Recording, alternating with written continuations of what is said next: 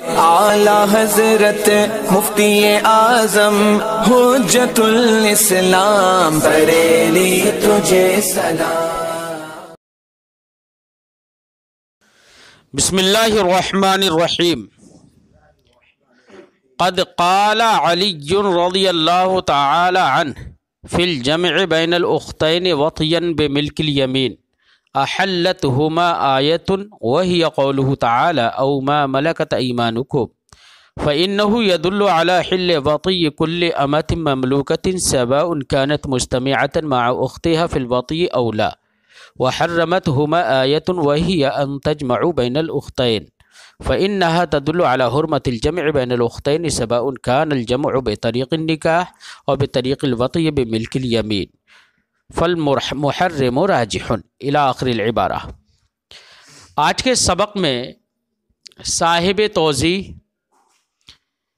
چند دلائل صحابہ کرام کے استدلال سے پیش کر رہے ہیں اس بات پر کہ الفاظ جمع یا الفاظ عموم ان کی وضع عموم کے لیے ہوئی ہے، عموم ان سے مقصود ہوتا ہے، اس لیے بعض پر ان کو محصور کر دینا یا اقل مقدار جو بھی ہو، اقل عدد اس کو مان لینا، اس کو متعین کر لینا، یہ صحیح نہیں ہے۔ اگر الفاظ عموم کی دلالت عموم پر نہ ہوتی تو حضرت علی رضی اللہ تعالی عنہ یہ استدلال نہیں فرماتے۔ ایسی حضرت علی رضی اللہ تعالیٰ عنہ حضرت عبداللہ ابن مسعود رضی اللہ تعالیٰ عنہ کے مابین اختلاف واقع نہیں ہوتا، انہوں نے عموم مانا تبھی اختلاف ہوا ہے۔ حضرت علی رضی اللہ تعالیٰ عنہ نے کیا فرمایا؟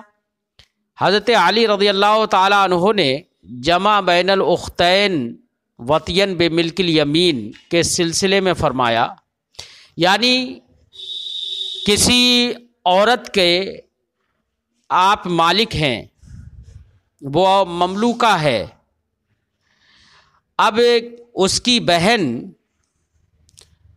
اس کے بھی آپ مالک ہیں، تو کیا وطی میں دونوں کو جمع کرنا جائز ہے یا نہیں ہے؟ دونوں سے وطی کی جا سکتی ہے یا نہیں؟ یا ایک عورت سے نکاح کیا تو اس کے نکاح کے مدت میں یا طلاق دینے کے بعد عدت کی مدت میں بھی کیا اس کی بہن سے نکاح کرنا اور اس سے وطی کرنا یہ حلال ہوگا یا نہیں ہوگا؟ تو اس سلسلے میں دو آیت کریمہ ہیں۔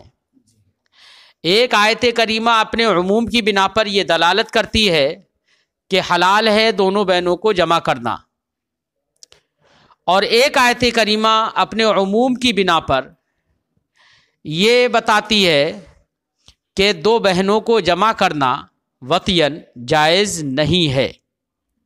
تو دونوں آیت کریمہ کا عموم مانتے ہوئے، عموم مانتے ہوئے حضرت علی رضی اللہ تعالیٰ عنہ نے فرمایا کہ جب ایک آیت کریمہ حلال کہتی ہے، دوسری آیت کریمہ اس کو حرام ٹھہراتی ہے، تو یہاں پر عموم دونوں میں مانا انہوں نے، تو فرمایا کہ محرم راجح ہوگا۔ کیا ہوگا؟ محرم مبیح پر راجح ہوگا۔ تو فرمایا کہ جو آیت کریمہ دونوں کو وطین جمع کرنے سے منع فرماتی ہے وہ راجح ہوگی اور اس پر عمل ہوگا۔ لہذا دو بہنوں کو نکاح میں یا ملک میں وطین جمع کرنا یہ جائز نہیں ہوگا۔ عموم مانا تبھی یہ تعارض ہے، اور اگر عموم نہ مانے تو تعارض ہی نہیں ہے، بلکہ یہ کہہ دیں کہ جہاں پر دو عورتوں کو جمع کرنے کو جائز قرار دیتی ہے جو آیت کریمہ، وہ دوسری مطلب الگ الگ عورتیں ہوں، یہ مراد لے لیں، مان لو خاص کر دیں اسے، اور جو حرام ٹھہراتی ہے وہ ایسی دو بہنوں کو حرام ٹھہراتی ہے جو مطلب سگی بہنیں ہوں۔ اگر اس طریقے سے کوئی تخصیص کر دی جائے تو کوئی تعارض نہیں ہوگا، لیکن حضرت علی رضی اللہ تعالیٰ عنہ نے عموم مانا، اس کو بھی مطلقاً دو بہنیں ان کو جمع کرنا وطین وہ بھی سب کو شامل ہے، اور دوسری آیت کریمہ کو بھی عام مانا، تو عموم کی صورت میں تعارض ہوا ہے، جس کی وجہ سے یہ فرمایا کہ محرم مبیح پر راجح ہوگا، لہذا دو بہنوں کو جمع کرنا وطین یہ جائز نہیں ہوگا۔ بات سمجھ آئی؟ فرماتے ہیں قد قال علی رضی اللہ تعالیٰ عنہ، حضرت علی رضی اللہ تعالیٰ عنہ نے جمع بین الاختین کے سلسلے میں فرمایا، دو بہنوں کو جمع کرنے کے سلسلے میں کہا وطین، دو بہنوں کو جمع کرنا وطین بے ملک الیمین، ملک یمین کے ذریعے سے، یعنی وہ دونوں مملوکہ ہوں۔ احلتہما، فرمایا حضرت علی نے کہ ان دونوں بہنوں کو حلال ٹھہرایا ہے آیتن، ایک آیت نے، وہی قولہ تعالیٰ، وہ ہے اللہ کا یہ فرمان، او ما ملکت ایمانکم، تمہاری ہاتھ جن کے مالک ہیں، جو تمہاری مملوکائیں ہیں ان سے وطی کرنا حلال ہے۔ او ما ملکت، ما ملکت میں عموم ہے، چاہے وہ دونوں بہنیں ہوں یا دونوں بہنیں نہ ہوں، تو دیکھو عموم مانا، تبھی تو دو بہنوں کے یہاں پر فرمایا انہوں نے کہ دو بہنوں کو یہ حلال ٹھہراتی ہے کہ ان سے وطی کرنا حلال ہے۔ فإنہ یدل علی حل وطی کل امۃ مملوکہ، یہ آیت کریمہ دلالت کرتی ہے، یا یہ اللہ کا فرمان دلالت کرتا ہے ہر امت مملوکہ سے وطی کی حلت پر، سواء کانت مجتمعۃ مع اختہا فی الوطی، خواہ وہ اب وطی میں اپنی بہن کے ساتھ جمع ہو اولا یا جمع نہ ہو، عموم ہے نا، عموم مان لیے نا۔ فرماتے وحرمتہما آیۃ، اور دوسری آیت نے دونوں کو حرام ٹھہرایا ہے، وہ ہے اللہ رب العزت کا یہ فرمان، ان تجمعوا بین الاختین فإنها تدل على حرمت الجمع بین الاختین، یہ آیت کریمہ دو بہنوں کو جمع کرنے کی حرمت پر دلالت کرتی ہے، سواء کان الجمع بطریق النکاح، خواہ دونوں بہنوں کو جمع کرنا بطریق نکاح ہو، اور بطریق الوطی بے ملک الیمین، یا ملک یمین کے طور پر وطی کے ذریعے سے جمع کرنا ہو۔ فالمحرم راجح، تو یہاں پر بھی دیکھو عموم مانا نا، اس سے دلیل ہے، یہ دلیل ہے اس بات پر کہ الفاظ عموم کو ان کے عموم پر رکھا جائے گا۔ فالمحرم راجح، تو محرم راجح ہے، کما یاتی فی فصل تعارض، جیسے کہ تعارض کی فصل میں ان قریب آئے گا، کیا آئے گا؟ ان المحرم راجح علی المبیح، کہ محرم مبیح پر راجح ہوتا ہے۔ تو یہ حضرت علی رضی اللہ تعالیٰ عنہ کا ان دو آیتوں سے استدلال ہوا، دونوں آیتوں میں عموم مانا نا، تبھی تو تعارض ہوا نا۔ ہاں، تو یہ دلیل ہے اس بات پر کہ الفاظ عموم کو عام ہی رکھا جائے گا، یہی احناف اور شوافی کا مذہب ہے۔ وابن مسعود رضی اللہ تعالیٰ عنہ جعل قوله تعالی وأولاة الأحمال ناسخا لقوله تعالی والذین یتوفون منکم، اور حضرت عبداللہ ابن مسعود، یہ دوسرا استدلال ہے اس بات پر کہ الفاظ عموم کو عام مانا تھا حضرت عبداللہ ابن مسعود نے، تبھی تعارض ہوا، اور حضرت علی رضی اللہ تعالیٰ عنہ نے اختلاف بھی کیا اس میں۔ کیا ہے مسئلہ؟ وہ مسئلہ یہ ہے کہ حضرت عبداللہ ابن مسعود رضی اللہ تعالیٰ عنہ نے فرمایا کہ دیکھو ایک عورت ہے جس کو طلاق دے دی گئی ہو، یا جس کا شوہر مر گیا ہو، اور وہ حاملہ ہو یا حاملہ نہ ہو، تو یہ چار صورتیں ہوں گی مان لو۔ تو ایک آیت کریمہ ہے اولاۃ الاحمال والی، جو یہ بتاتی ہے، اولاۃ الاحمال والی آیت کریمہ یہ بتاتی ہے کہ حمل والی عورتیں وضع حمل سے عدت گزاریں گی، ان کی عدت کیا ہوگی؟ وضع حمل ہوگی۔ اب اس آیت کریمہ میں بھی عموم ہے کہ وضع حمل عدت ہوگی، خواہ ان کا شوہر مر گیا ہو یا ان کے شوہر نے طلاق دے دی ہو، یہاں پر کوئی قید تو ہے نہیں، عموم مانا ہے حضرت عبداللہ ابن مسعود نے بھی اور حضرت علی رضی اللہ تعالیٰ عنہ نے بھی۔ دوسری آیت کریمہ ہے والذین یتوفون منکم، کہ وہ عورتیں تم میں سے جو لوگ مر جائیں اور اپنی بیویاں چھوڑیں، تو وہ ان کی بیویوں کے بارے میں یہ ہے کہ وہ 4 مہینے 10 دن تربص کریں گی، انتظار کریں گی، یعنی عدت میں بیٹھیں گی، انتظار کریں گی، نکاح نہیں کر سکتی ہیں 4 مہینے 10 دن. یہی تو ہے نا. اب اس میں یہ ہے کہ وہ 4 مہینے 10 دن ان کی عدت ہوگی. کیا ہوگی؟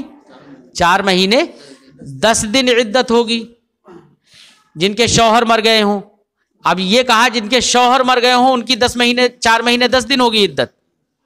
اس میں یہ عموم ہے کہ خواہ وہ حاملہ ہوں یا حاملہ نہ ہوں، اس میں اس کی کوئی قید نہیں ہے.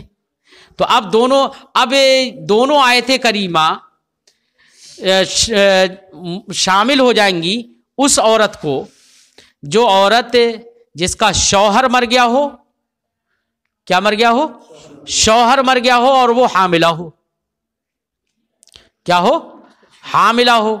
تو اولات الاحمال والی آیت کریمہ اس کے لیے حکم یہ دے رہی ہے کہ وہ وضع حمل سے عدت گزارے، اور موت والی جو آیت کریمہ ہے کہ شوہر مر گیا ہو وہ یہ بتا رہی ہے 4 مہینے 10 دن سے عدت گزارے. اب یہ عورت جس کا شوہر مر گیا اور حاملہ ہے یہ عدت کس سے گزارے گی؟ آیا کہ 4 مہینے 10 دن سے یا وضع حمل اس کی عدت ہوگی؟ بات سمجھائی؟ اس عورت کے سلسلے میں دونوں آیت کریمہ شریک ہو گئی.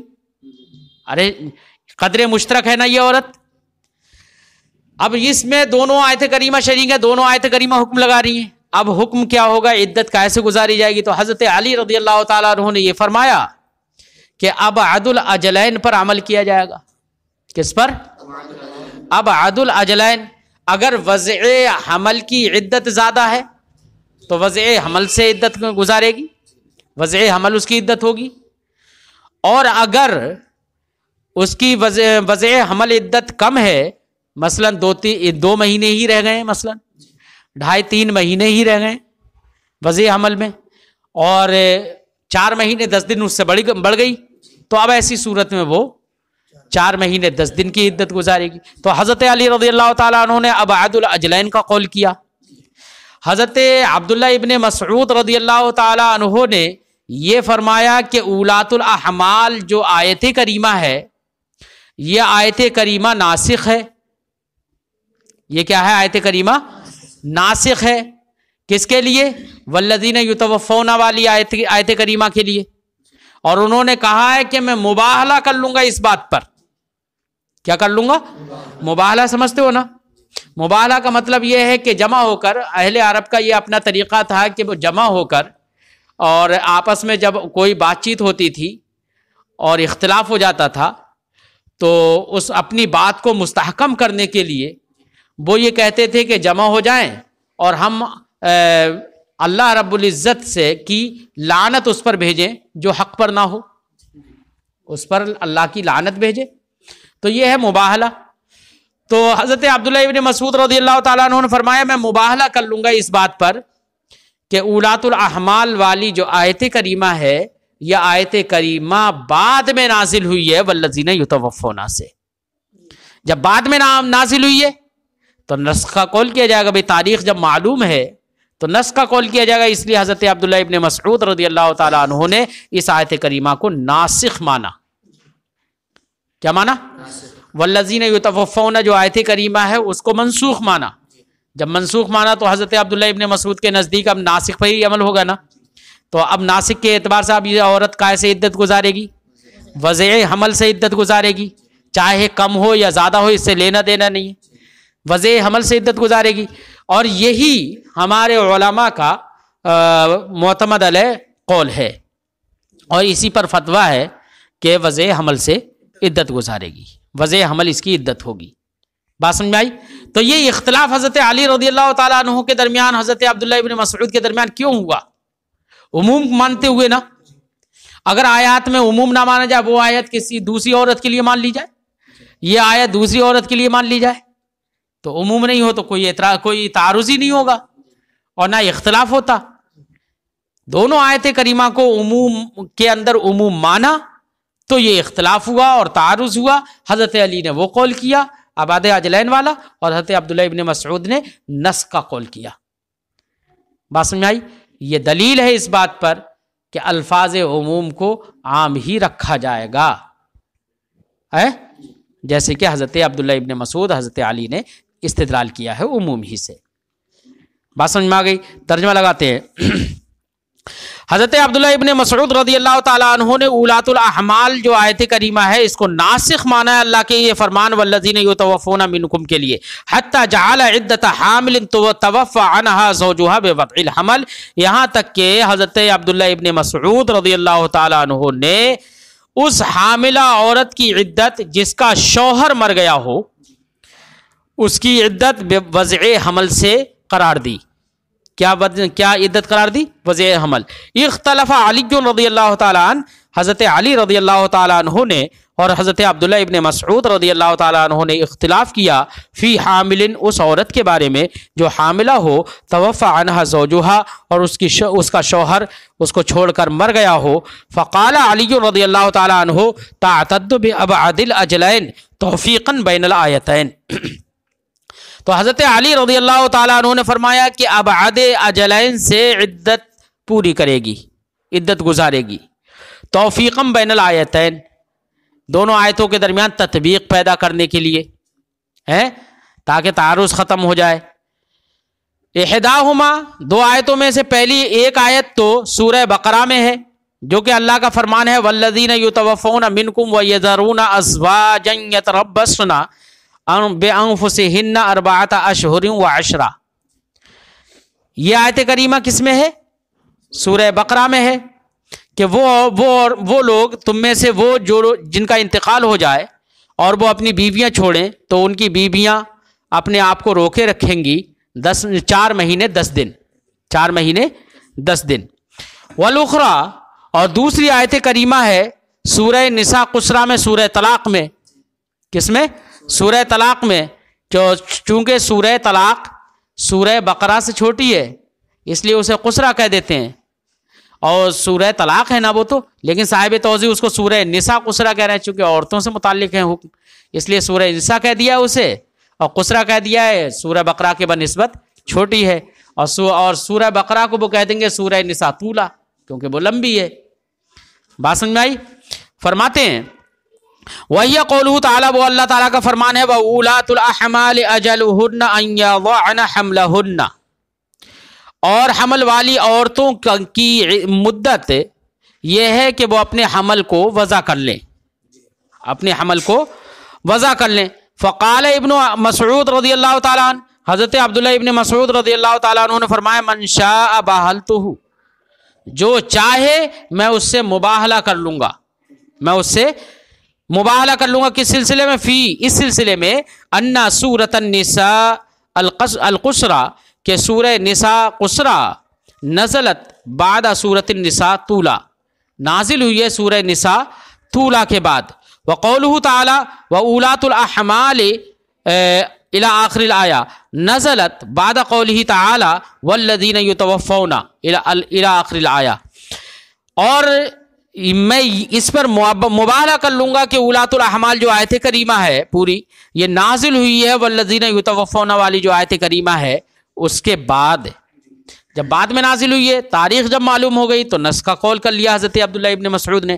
فقولہ، تو اللہ کا فرمان یتربصن یدل علی ان عدۃ المتوفی عنہا زوجها بالاشہر سواء کانت حاملۃ او لا، تو اللہ رب العزت کا فرمان یتربصن جو ہے وہ دلالت کرتا ہے اس بات پر کہ وہ مرد جو اپنی شوہر کو جو اپنی بیوی کو چھوڑ کر مر گیا ہو، اس کی بیوی یا وہ عورت جس کا شوہر مر گیا ہو، اس کی عدت 4 مہینے 10 دن والی ہے۔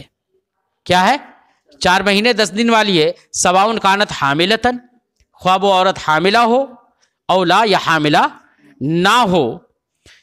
وقولہ تعالیٰ، اور اللہ رب العزت کا فرمان وَأُولَاتُ الْأَحْمَالِ، یہ دلالت کرتا ہے اس بات پر کہ حاملہ کی عدت وضع حمل ہے، سواء توفی عنہا زوجہا، خواہ اس کا شوہر اسے چھوڑ کر مر گیا ہو اور طلقہا، یا اسے طلاق دے دی ہو، تو وہ دیکھیے عموم معنی نا۔ فجعل قولہ، تو حضرت عبداللہ ابن مسعود رضی اللہ تعالیٰ عنہ نے اولات الاحمال کو ناسخ مانا ہے اللہ کے فرمان یتربصنا کے لیے۔ کس کے لیے ناسخ مانا؟ یتربصنا بانفسہن، فی کس میں؟ فی مقدار، اس مقدار میں نسخ کا قول کیا ہے، ما تناولہ الآیتان، جس کو دونوں آیتیں شامل ہیں. اور دونوں آیتیں کس کو شامل ہیں؟ اسی عورت کو شامل ہیں جو حاملہ بھی ہو اور اس کا شوہر بھی مر گیا ہو. دونوں آیتیں اسی کو شامل ہیں. اور جو صرف حاملہ ہو، شوہر نہیں مرا ہو، طلاق دے دی ہو صرف، تو وہ والی آیت کریمہ جس میں وفات کا ذکر نہیں ہے، اولاۃ الاحمال والی ہے، بس وہی آیت کریمہ اس کو شامل ہوگی، وفات والی آیت کریمہ شامل. اور جس کا شوہر مر گیا ہو اور حاملہ نہ ہو، تو یہ وفات والی یتوفون جو ہے، یہ والی آیت کریمہ اس کو صرف شامل ہوگی، اولاۃ الاحمال والی شامل نہیں ہوگی اسے. شامل دونوں آیتیں کس کو ہوں گی؟ اس عورت کو کہ جو حاملہ بھی ہو اور اس کا شوہر بھی مر گیا ہو، تو عدت کس سے گزارے. اس کے سلسلے میں صرف اسی مقدار میں نسخ کا قول کیا ہے، اور ناسخ معنی ہے صرف اسی مقدار میں، مطلقاً نہیں. فجعل قوله واولاۃ الاحمال ناسخا لقوله يتربصن في مقدار ما تناوله الآیتان، اس مقدار میں جس کو دونوں آیتیں شامل ہیں. وہ مقدار کے جس کو دونوں آیتیں شامل ہیں، وہ ہے اذا توفى عنها زوجها، جب کوئی اسی عورت کو چھوڑ کر اس کا شوہر مر گیا ہو، وتكون حاملہ، اور وہ حاملہ بھی ہو. وذالک عام کلو، اور یہ سب کے سب کیا ہے؟ عام ہے. اے النصوص الاربع، چاروں نصوص، التی تمسک بها علی، پہلی دو آیت کریمہ جس میں حضرت علی رضی اللہ تعالیٰ عنہ نے استدلال کیا تھا جمع بین الاختین کے سلسلے میں، تو وہ دونوں آیت کریمہ اور بعد والی دونوں آیت کریمہ جو کہ عدت سے متعلق ہیں، یہ چاروں نصوص جن سے حضرت علی اور حضرت عبداللہ ابن مسعود رضی اللہ تعالیٰ عنہ نے تمسک کیا ہے جمع بین الاختین اور عدت کے سلسلے میں، یہ چاروں نصوص کیا ہے؟ عام ہیں. تو اس سے یہ پتہ چلا کہ صحابہ کرام بھی الفاظ عموم سے عموم پر استدلال کرتے چلے آئے ہیں، لہذا عام کو عام ہی رکھا جائے گا. ایسا نہیں ہے کہ اس کی اقل مقدار کو متعین کر لیا جائے، ورنہ تو ایسی صورت میں صحابہ کرام کے استدلال کے خلاف کرنا بھی لازم آئے گا، عرف کے بھی خلاف کرنا لازم آئے گا، کیونکہ عرف میں بھی الفاظ عام سے عموم ہی مقصود ہوتا ہے، اور ساتھ ہی ساتھ کیا ہے؟ وضع کے خلاف بھی لازم آئے گا، کیونکہ واضح نے ہر معنی کے لیے جو بھی معنی مقصود ہوتا ہے، چاہے وہ خاص ہو یا عام ہو، ان کے لیے الفاظ کی وضع کی ہے. بات سمجھ میں آئی؟ اس لیے الفاظ عام کو عام ہی رکھا جائے گا.